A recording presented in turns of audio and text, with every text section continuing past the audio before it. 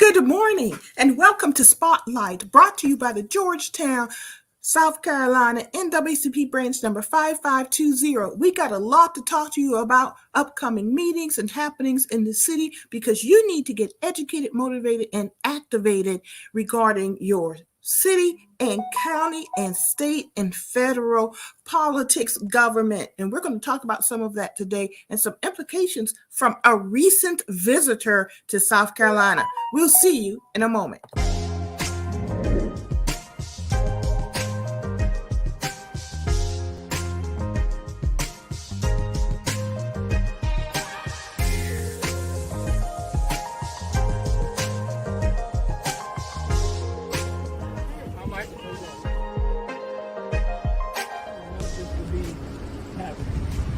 Heavenly Father, we ask you to put a hand of protection.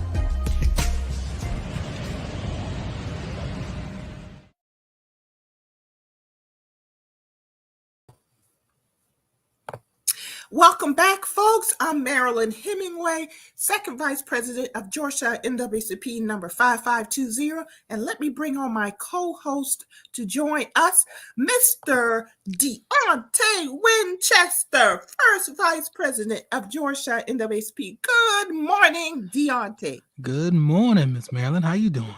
I'm doing good. Good to see you. How's the family doing? And the everybody is good, and that young lady is doing very well, keeping me moving for sure.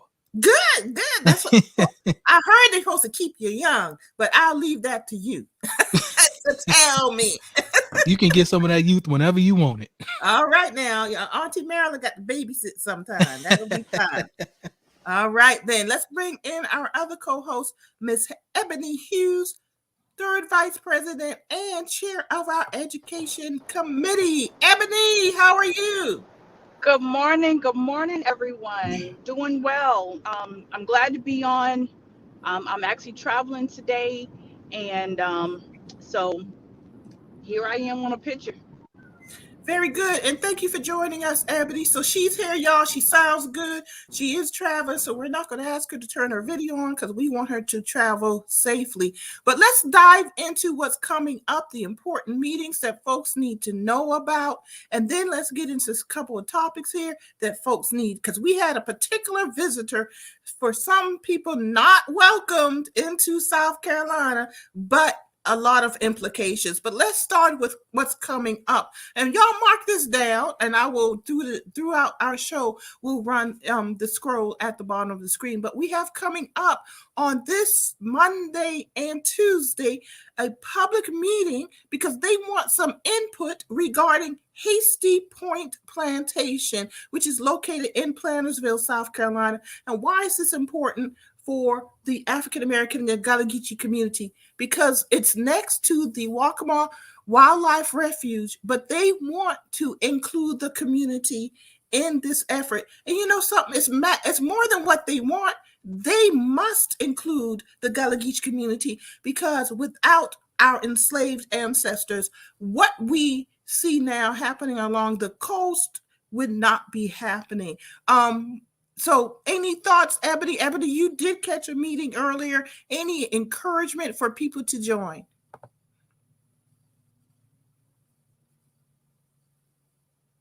And hello, JD. Thanks for joining us this morning. Deontay, can you, any few words? And I don't know if Ebony can unmute, but go ahead, Deontay. We might have lost her for a minute. But if they're looking for community involvement, it is vital that we do give them that involvement. So many times we as a community choose not to become involved in local politics and things of that nature, but it's so very important.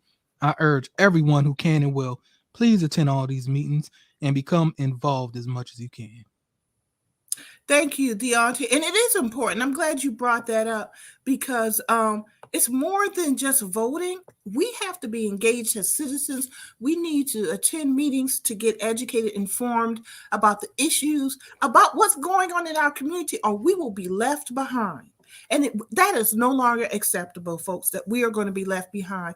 Also coming up on Monday, if you live in the city of Georgetown, they have some open seats on the Architectural Review Board in the city, the Board of Zoning Appeals, and the Construction Board of Appeals. Y'all, this is the stuff that impacts where buildings are going to be built, how they're going to be built, what's going to be built. And we encourage folks to get in and sign up for those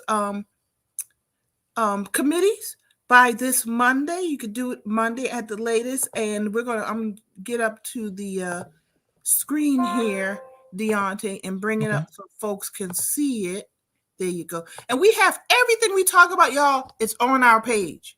So go to the Georgetown NAACP page and their Facebook page, and you will get the details to sign up for these boards, the upcoming events, and more. So we have Hasty Point on this Monday and Tuesday. Monday is going to be in Pawleys Island. Tuesday is going to be in Andrews. They've already had 2 meetings, and but we will encourage you, come on out to Pawleys Island and Andrews. And then we have in the city of Georgetown some open seats on boards, committees, and commissions.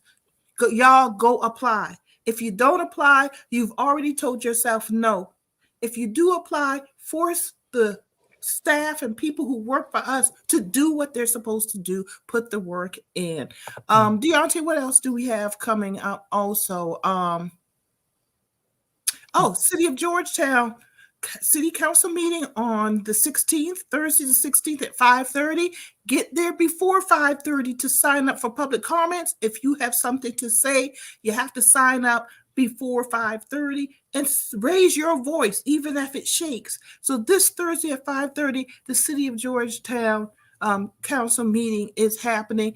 And of course, on our Facebook page, we have the entire list of all city council meetings for 2022. So you could go ahead right now and mark your calendar, put those dates on your calendar so you can make sure that you or a friend or a colleague do not miss the meetings. The more of us who attend these meetings, and this is what Ebony said, the more of us who attend these meetings, when you can't attend, we know somebody is there to bring the message back to the people. So get together, get organized, send somebody to represent if you cannot go, and when you can go, go.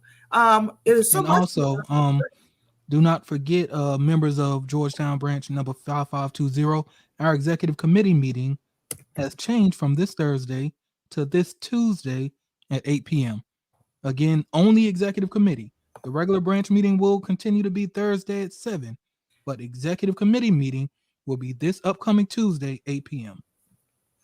And this Tuesday before 8 p.m. from 6 to 8, we don't keep everybody busy. Deontay, we keep everybody busy. We'll be an Heirs Property seminar and workshop, forestry seminar, and that's talking about land use, y'all. If your family owns Heirs Property and you're trying to figure out how to get together, so important, and get a clear title and deed, this Tuesday, December 14th from 6 to 8 p.m. at the Georgetown Library, 405 Cleveland Street. It's free. Experts, the Heirs Property Preservation Center is going to be there to give their expert advice. This is the good way to get started, folks, to protect your land, not only for right now, but for generations to come. Ms. Marilyn, what is Heirs Property?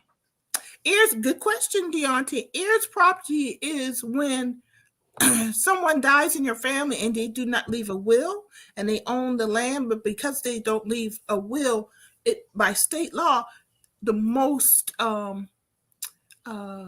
the nearest relatives inherit that land. For example, I'll give an example. Say my father recently died, and I'm just giving this as an example. And if he had not left a will, it would have gone to all of the kids automatically. But if I don't leave a will, then it goes to my nieces and nephews and so on. For generations, this has been happening with families. And what ends up happening, you can have 300-500 people with claims to that land.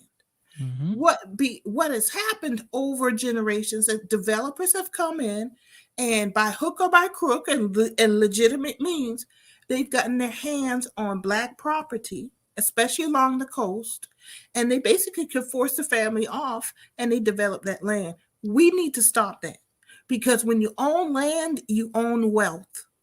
And that Yes. means you need to protect your land and get clear title and deed. And it used to be, but FEMA actually changed their rules that if a hurricane came in and you had suffered damage or loss of home, and you were under an heirs property type situation, if you didn't have clear title, you couldn't get help from FEMA. Many insurance companies would not pay out, and people would end up losing their homes, basically essentially becoming homeless.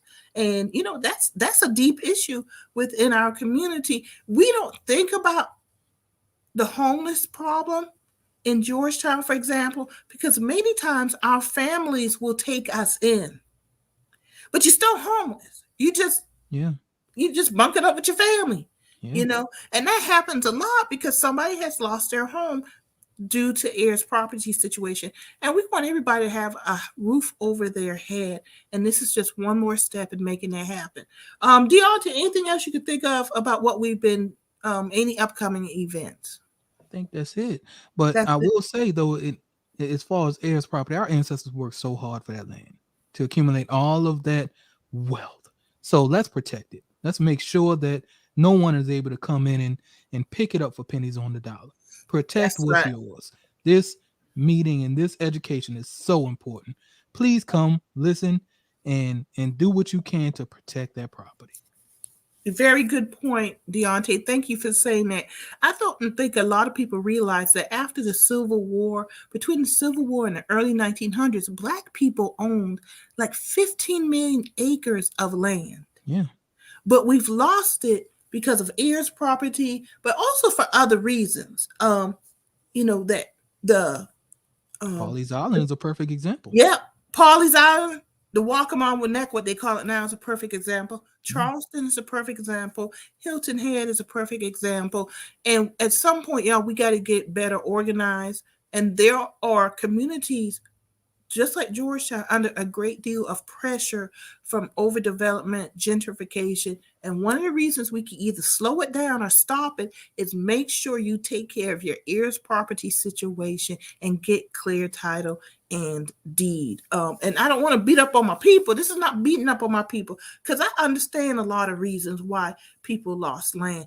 Your children, grandchildren leave for education and economic opportunity. Who's going to inherit that land? It is actually an African tradition to live communally, which basically, and you see it here in the Low Country, the Gallagher community, where your grandparents built their house, then their children built around them, then their children built around them. That is West African traditions, and no one wrote paper and said, here is the land I'm giving you to build your house. It was barter. It was by word of mouth, oral histories and stuff. Here's your plot on our family land. Go build your house. But because we traditionally didn't have that written piece of paper, not leaving a will clear, it became an heirs property situation. And we see it today. And it's actually a beautiful tradition. But unfortunately, that's African traditions where we live under European legal system, which relies on paper, the written word. That's how deep this is. And there's more information that people need to know than just save their house. What people need to know is, how do I get clear title? How do I get a clear deed to my house? That's what you need to know. But you also have to understand the historical context of why we are where we are right now and why it's so vital that we do what we do. Deontay. All right, Deontay. I think, did we cover everything coming up? I think so. It's Christmas time. There's so much going on. Usually you would think things would slow down, but it's that's we're getting a message. This has been a busy year. And we're still up under a pandemic as well. So that's right. That's right. And this stuff is happening for a reason. Yeah. I am so happy there was a recent public meeting. Unfortunately, I was out of town and could not attend. But I understand from our colleague, Jackie Williams, that more young people, new faces came out to get educated at this public meeting about the tax increment financial system, TIF. You may have heard TIF, Yeah. and the zoning overlay in the city of Georgetown, that people are really like, look, we got to get some education. We got to get motivated and activated, engaged citizens in Georgetown and beyond, y'all. This is information. TIF is everywhere. So if you learn about it in Georgetown, the same law applies, say, in Conway, etc. Because it's based on federal laws and ordinances and so on, but it does impact locally through the local ordinances. So, Deontay, big news. I think that's all of our upcoming events and encouragement to get people involved. But Deontay, something happened. Was it yesterday or the day before? I think it was the day before. The day before that, South Carolina has a visitor. Yeah. And man, it made social media the news.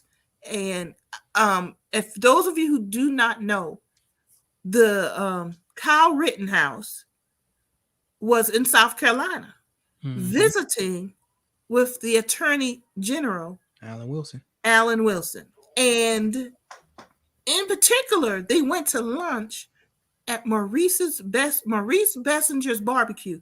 And if y'all don't know the history of Maurice Bessinger, now he's dead now, but while he was alive, he was a notorious racist. He flew the Confederate flag at his restaurants. He had recordings where he talked about slavery was a good thing. And I mean, he was a notorious racist, and it hurt his business. After he passed, his family denounced his views and said, we don't agree with what he said, so we have to respect what they publicly stated. But it is very obvious that when your Attorney General, Alan Wilson, who's a Republican, a very conservative, I'll say party, reluctantly, because they don't have a party platform. It took Kyle Rittenhouse to a restaurant that he knew had the reputation that it does have with the racism. Yeah. He knew a message that he was sending. And Deontay, before I state my opinion on what message he possibly could have been sending, what do you think the message was that Alan Wilson was sending? And I want to hear from our viewing audience too. Drop in the comments if you knew what was going on with Kyle Rittenhouse and Alan Wilson. Drop in the comments your opinion. We want to hear your opinion also. But Deontay, share with us what are your thoughts regarding this Kyle Rittenhouse visit to South Carolina? Well, I think the overarching message is that he supports the young man if he's going to do this publicly. And above and beyond that, this is the Attorney General of the state. What does this mean as far as maybe upcoming changes in legislation as it relates to our stand your ground laws and our self protection or self-defense laws? It's just a troubling time to live in South Carolina when you see a public figure, the Attorney General, sitting down having lunch with somebody who did such an atrocious act not even a month after he just got off of this thing. So that tells you where he stands, and that tells you what he thinks about this young man's actions. This is dangerous. People, we got to vote. We got to vote. Man, he's got to go. If this is how he feels, it's time for him to find a new profession, because this one ain't for him. Well, we shouldn't be surprised about Alan Wilson.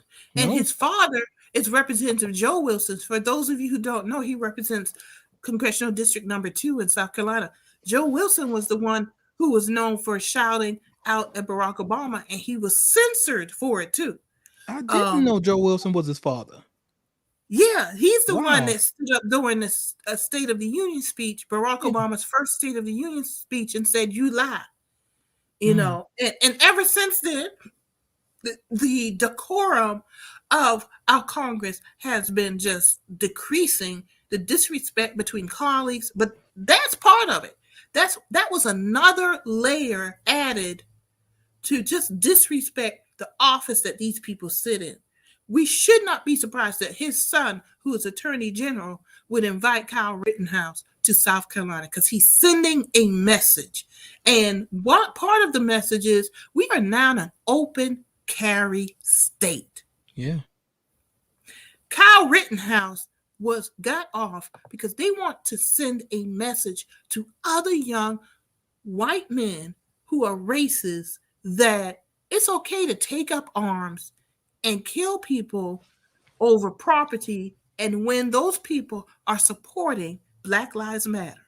Historically, people have to understand that white supremacy will take out white people when they support the civil rights and human rights of Black folks and people of color. That is historical. We've seen it. The three gentlemen, the Mississippi freedom riders who were killed, 2 of them were white, 1 was Black. And I apologize that I cannot remember their names. Miss Louiso, who drove freedom riders, and on her way back home, the white men drove her off the road and killed her because they wanted to send the message to white people.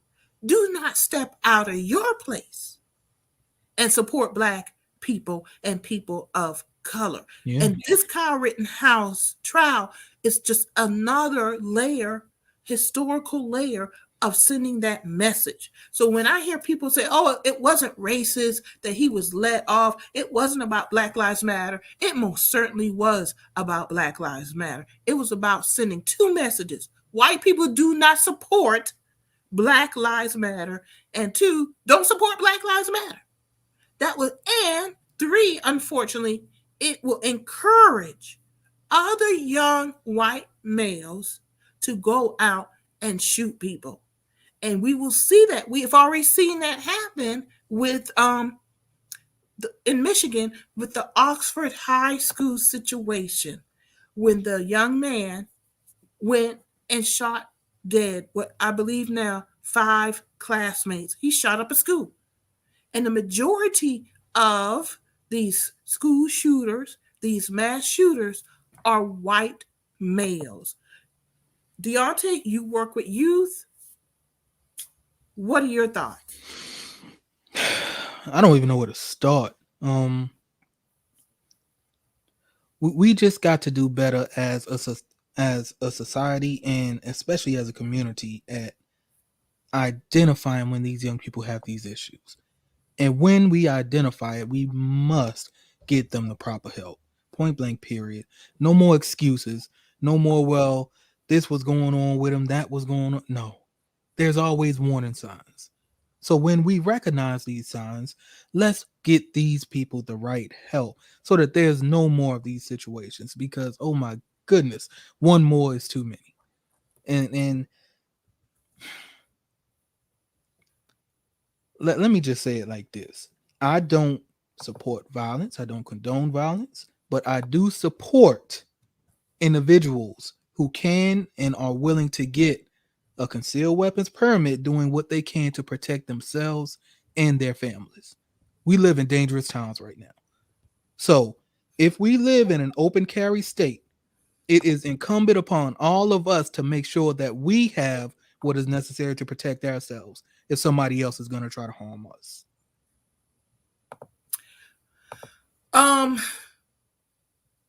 Deontay, I agree with you. Unfortunately, we are faced. I don't think people realize how precarious our democracy is right now. And this conversation that we are having right now plays a part in that.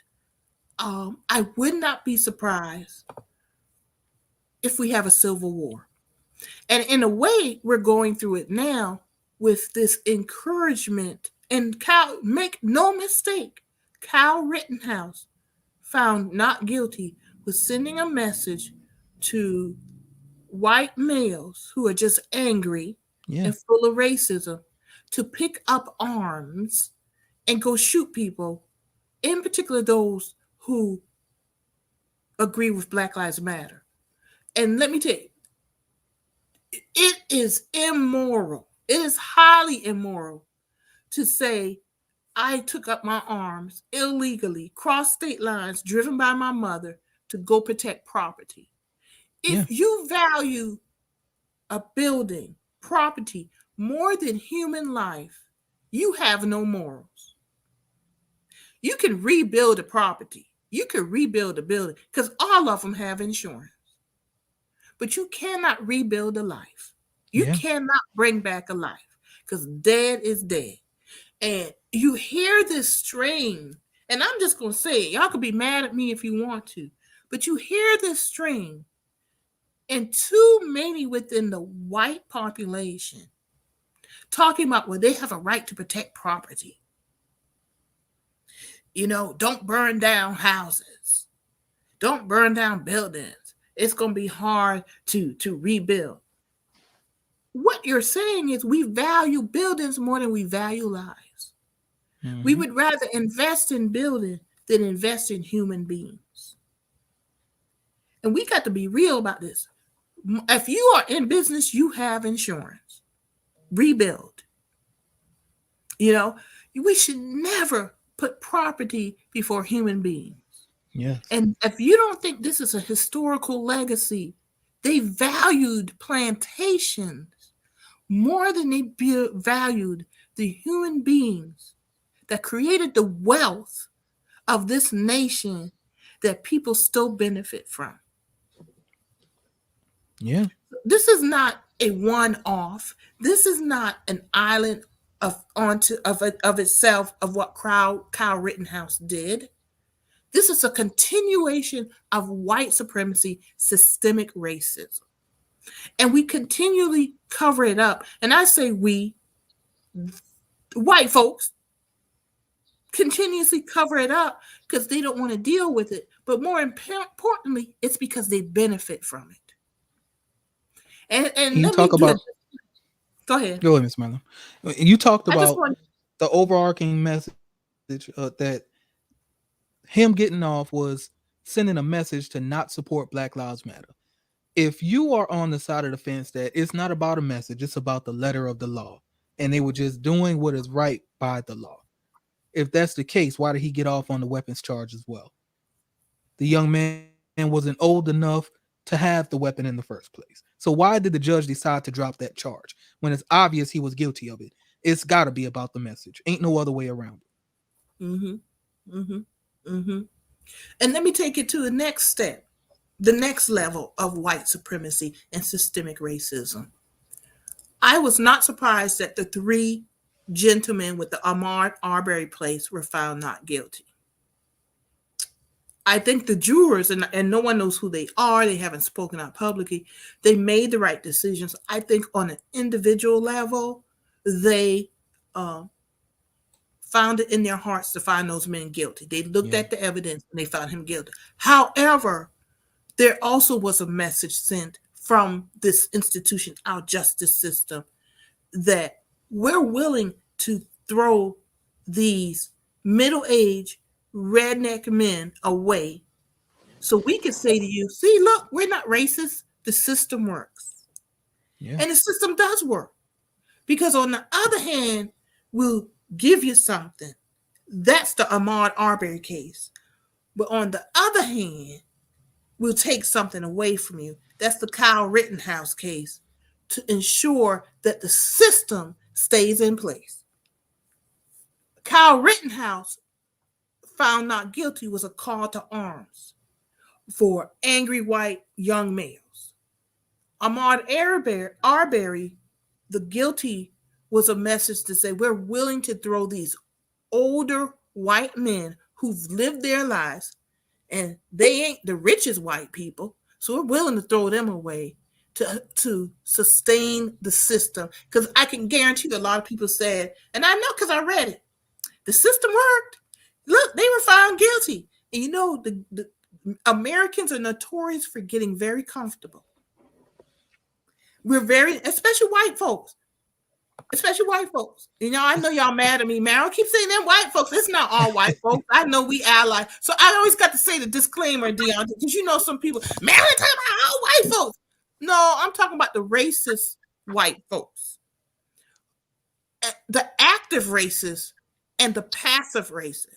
The moderates that Dr. Martin Luther King talked about. Because the moderates are always telling you, wait, it's going to work out. While we getting slaughtered and killed. Yeah. It's going to work out. Just let the system work. It'll eventually, don't push it. You're pushing it too hard. Those are the folks that look at Ahmaud Berry's results and say, the system works okay. I can go back home. I don't have to protest anymore. Life is good now. Well, black folks, we understand because we have to live with racism every single day. We understand that was just a one-off guilty verdict. We got to know the difference between systemic change and a symbolic victory. Exactly. Yeah. Good morning, President Neal. We're going to be wrapping up in another 10 minutes, but I know you got something to say. How you doing? I know you had a very important meeting, so it's good to see you. Yeah, it's been a very interesting meeting this morning, the general and the executive committee meeting. And you all are hitting it on the head what came out of the meeting. Marilyn, you said we are getting too comfortable. And they talked about that this morning from their redistricting, how the House has, sit comfortable and we in the chance of losing 4 seats. And even those that minorities that's sitting in the seats, they voted for it. Don't even know what they're voting for. So we have some challenges, and we have to really challenge our representative and get some serious candidates out there. We cannot get comfortable with these candidates that we have. No candidate should not go unchallenged, local or state or national. And the theme this year for the state Dr. King Day celebration is why we can't wait.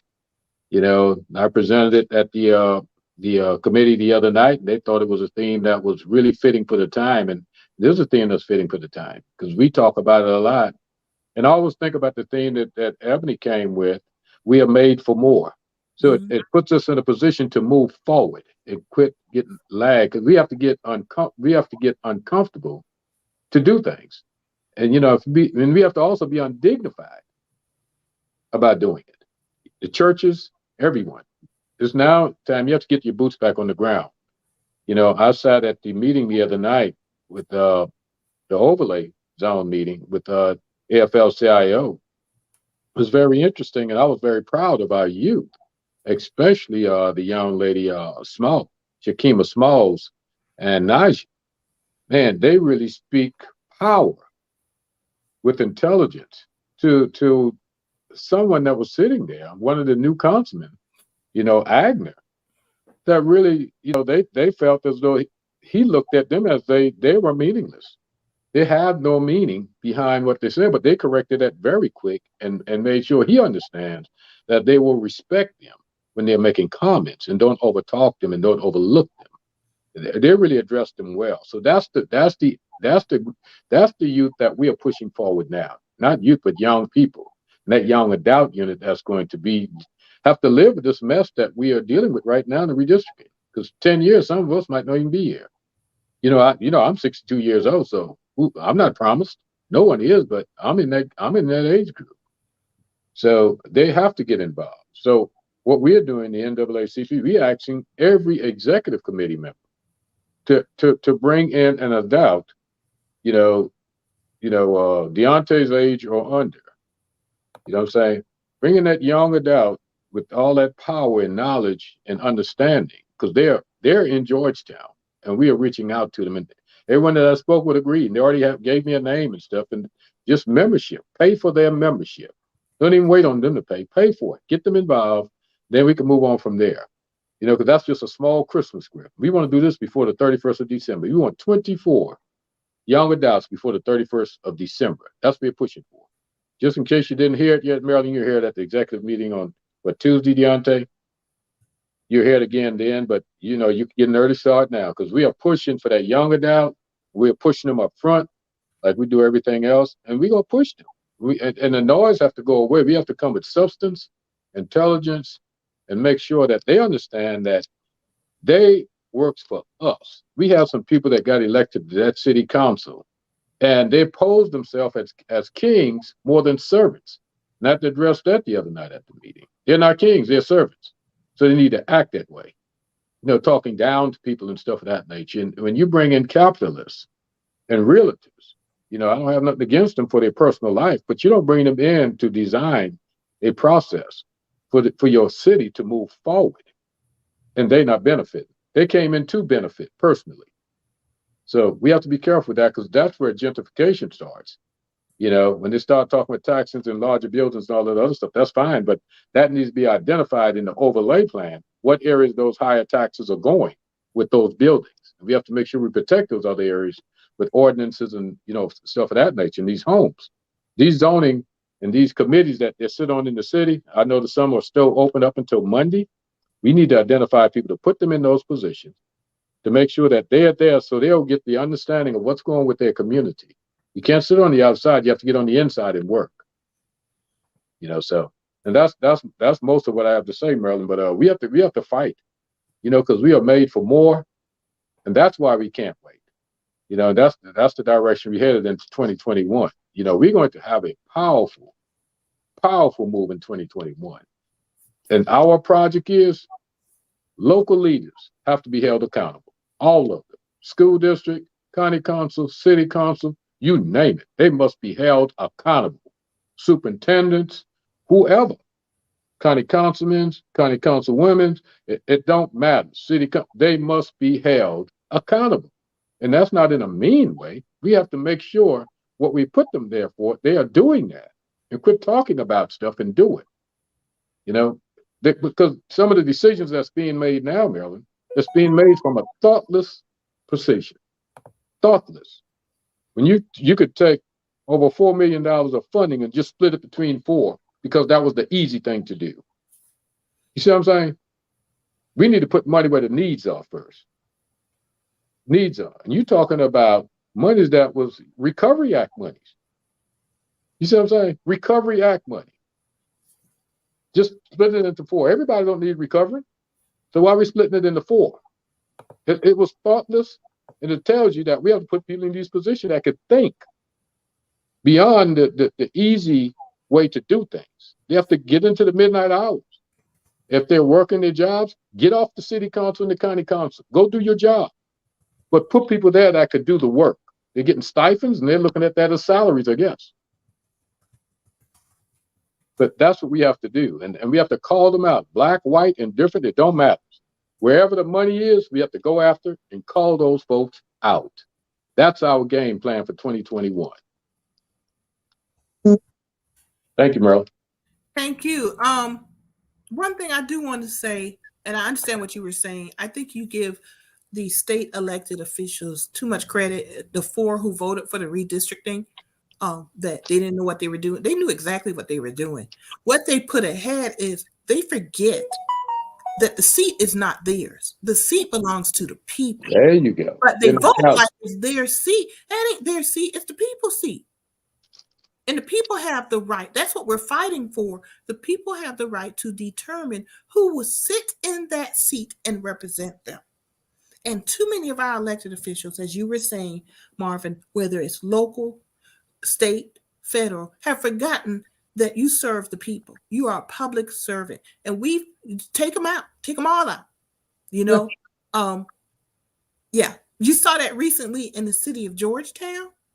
Yep. I know some folks thought they won because who they turned out. You won because who didn't turn out and who people didn't vote for, because they were dissatisfied with their leadership.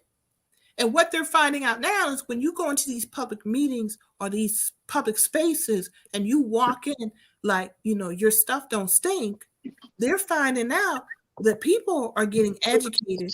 They're not tolerating foolishness. They're simply not tolerating disrespect. And that's, but it's the battle. That's why this is an ongoing battle. And when I said the other day when we had a ministerial meeting, in 2026, it will be 500 years since the first enslaved African stepped foot in Georgetown County, South Carolina.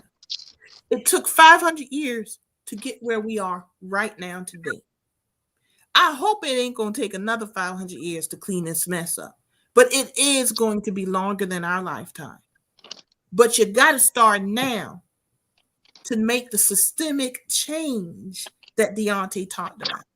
We are changing systems. Ultimately, institutions have to fall and be rebuilt. And we have to make decisions as individuals. Are you going to be part of that change or are you not?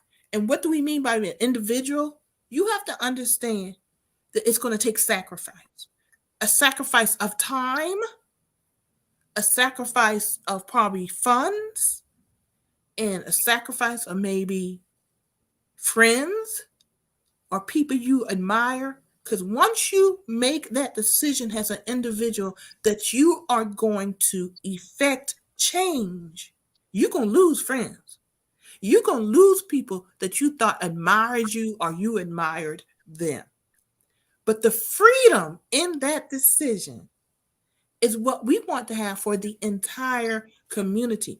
We got to start walking the walk and stop talking the talk. Change is not easy. A lot of people talk about we need to change the community, but they are unwilling to put the work in. And we are giving you, when we tell you about the Heirs Property Workshop, when we tell you about the Hasty Point public input meetings, when we tell you about the NAACP meetings, when we tell you about Georgetown City Council and County Council and so on meetings, we are giving you the pathway to change. Just show up. Even if you don't know, you show up to learn.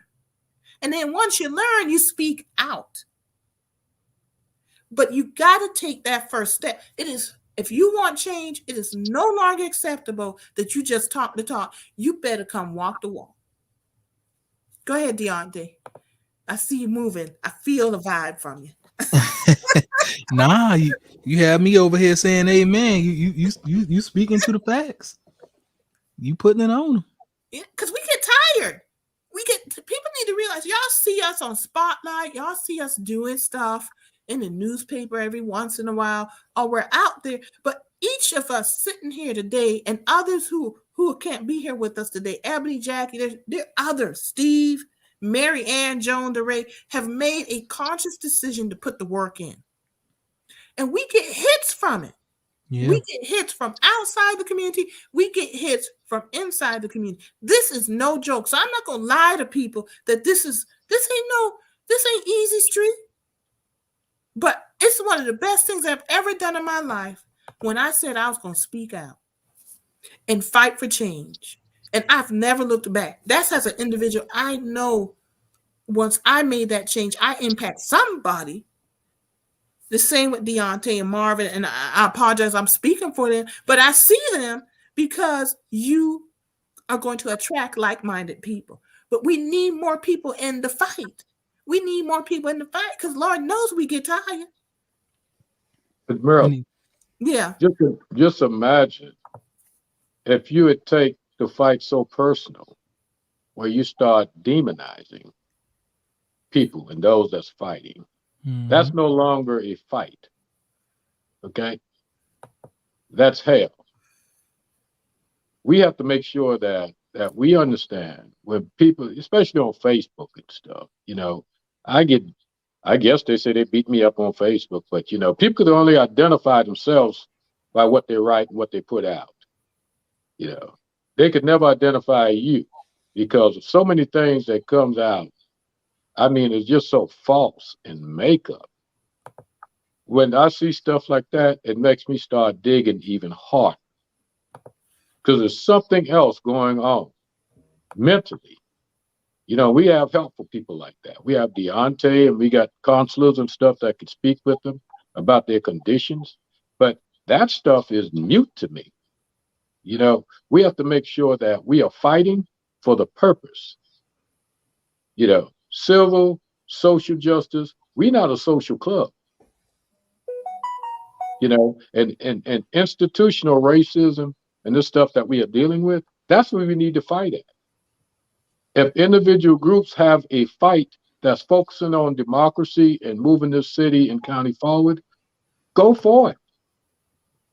But we have the tendency to attack each other, that crab in the basket.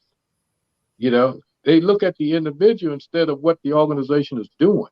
Once we do our annual layout, have a fight that's focusing on democracy and moving this city and county forward, go for it. But you know, we have to attack each other. That crab in the basket. You know, they look at the individual instead of what the organization is. We have to attack each other. That crab in the basket. You know, they look at the individual instead of what the organization is. We have to attack each other. That crab in the basket. You know, they look at the individual instead of what the organization is. Is that me? That crab in the basket. I guess you needed to say that more than once. I guess, you know, wherever that came from. But we speak so often about the crab in the bucket mentality, and Ms. Marilyn, you spoke to individuals who would just come out against what you're doing simply because they don't agree with it. But there are so many people who claim to be community leaders as well, who will fight each other for no other reason than one person feels that the other person's platform is a little bit bigger, or one person feels like they're not getting the credit for something. I don't understand that. It's never been about credit. It's about the work. It's about the people, and it's about doing what's right. So let's all work together to get the job done. All of this fighting amongst each other, that saddens me so much. And this happened to me no less than 2 weeks ago, and I shared this with Mr. Neal as well. And I'm not gonna say no names or nothing like that, but I had two gentlemen who claim to be community leaders come at me because somebody on a national network spoke about something that I said. No other reason. And they got upset about that. So if we can't lift each other up, how are we ever going to do anything to uplift the entire community and to change the nation as a whole? We got to love each other, and we got to love ourselves first. That's so right, Deontay. And I know, you know, there's some folks out there, there's been chatter regarding me. And I actually wasn't even thinking about them when I was talking. I was talking to our community that we need to walk the walk and put the work in. But you are right. We Deontay, you get hits, and I'm sorry that happened. I can take it. And yeah, we can all take it, but we can take it, but we need more foot soldiers. We need more soldiers. We do in the fight. Yeah, I'm not scared. I am deeply concerned about our democracy. I don't think people are really paying attention to how close we are right now, folks, to losing this democracy. The conservatives, far right, radicals, alt-right, Republican Party is maneuvering right now to end democracy. They do not care. And I'm not saying this, I'm saying this as a citizen, not as a representative of any political party. Because I pay attention. I read, I pay attention what's in the news, and we are being failed at the highest levels of government when it comes to the filibuster, when it comes to voting rights, when it comes to income inequality, the wage gap, all of this and more play a part in creating our democracy.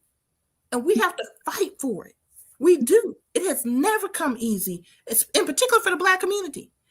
Every time the Black community fights for their rights, everybody benefits. And I'll give you one example that most people do not realize. The Civil Rights Movement led to the Immigration Act of 1964, allowing more Black and brown immigrants to come into this country. And most people don't even realize that. Don't even realize that. Have probably never even heard of that Immigration Act. But it came out of the Civil Rights Movement deliberately. When Blacks stood up for their human and civil rights and voting rights, we didn't stand up just for Black people. We stood up for immigrants. We stood up for poor white people, because this country was founded for wealthy land-owning white males. The systems were created to protect them. And right now they are in fear of losing that power because the Black and brown population is increasing. So if people of color, Black people, indigenous people, people of color do not get together and unify in this fight for democracy, They want an apartheid system. Just this week in the state of Washington, a municipality passed an ordinance the school district, passed an ordinance recognizing Asian Americans as white. That is, can you get even more in your face to try to drive a wedge between different minorities?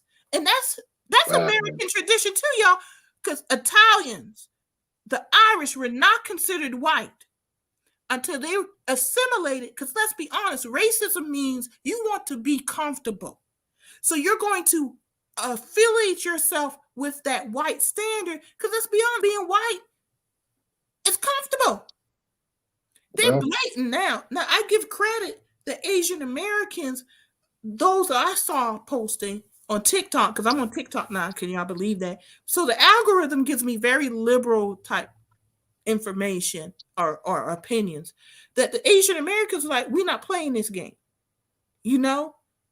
But yeah, that was blatant. That's blatant racism. They're sending the message to Asian Americans: if you identify as white, we're gonna make your life good and comfortable. So you can leave them black folks and them brown folks out there by themselves. Give up your culture. Thank you. Give up your culture and become white. Give up your culture. You know, it's interesting, Marilyn, because, you know, just listening to you, it reminds me of when Donald Trump tried to buy Greenland, say to pump in more white folks into American stuff. You know, we have to be so careful in how we handle and what people are doing, as Marilyn said. Love your culture, whoever you are, white, black, green, whatever. The problem is, no one should control your culture. That's yours. God gave you that. See, the problem is people trying to control the culture of others. That is, you know, that is so, it's so now, Maryland. Just like Georgetown right now. You have to go through a training to do a Black History tour, Black people. And guess who's giving the training? White people. To tell you what to say about Georgetown and the Black history of Georgetown, the history of Georgetown. Not just Black history, the history of Georgetown. Who made them to be all know all? See what I'm saying? So we have to continue to speak volume to who we are and who our people is. The scare factor is, you know, and it comes down to that critical race theory stuff. It's all kind of means to control African American history in Georgetown. You keep it out of the schools, you keep it out of the books, you stop the Black authors like Steve Williams and Jackie Williams and the Marilyn Hemingways and these. You stop right there, then everybody's happy. You know, we can't continue to do that. You know, we have to fight through it because that's their policy, that's their rule. Who made them to be all know all of Black history? And then when you dig back into it, if they really want to clean up something, clean up some of those white wishes that came with Christopher Columbus and all these other clowns that talk about discovering America and all this stuff. Then you really need to get rid of that holiday and put a decent holiday in it for Harriet Tubman, someone that really did some fighting. You know, I could even support a holiday for. I heard them talk about Bob Dole and the fight and the stuff that he did, and his during his remarks that President Joe Biden was sending out. You know, it's amazing. It's just amazing what comes out. A lot of things you don't know about people until their death, the eulogy. Eulogy tells the history of what persons have done and the great things. So I guess they didn't talk about the bad things he have done. So if that's the case, all of us will have some of that.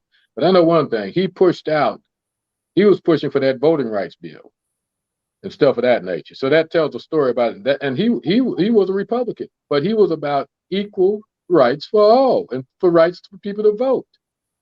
You know, and Mitchell Common, all of them was back there doing that same time. But you get a clown like Donald Trump to show up as president, and all of them just turn coat. But what's going to happen, Marilyn, what they tried to do with us, it's going to affect them also. Because we all on the same boat. We're on the same boat, and we have to continue to fight. Just We continue to fight. we do. You know, there's no other way to do it.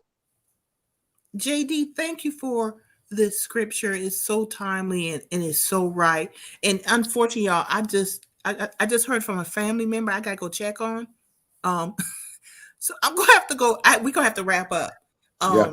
Yeah. So Deontay, any last words as we wrap up? And thank y'all. First, I want to say thank everybody for joining us this morning. Very good discussion. Deontay, any final words? As always, I love you all. Continue to love yourselves. Marvin?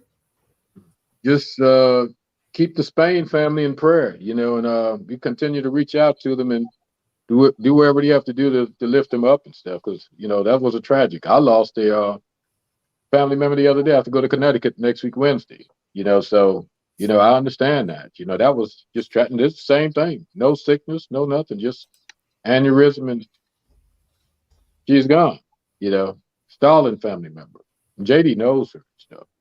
And I talked to him about it. But it's on my father's side of the family. We're just gonna continue to fight, pray, and make sure we reach out to everyone. Exclude none. Include all. Those that want to be excluded, bye. That's a choice. But we're not going to exclude you. You know. God bless you.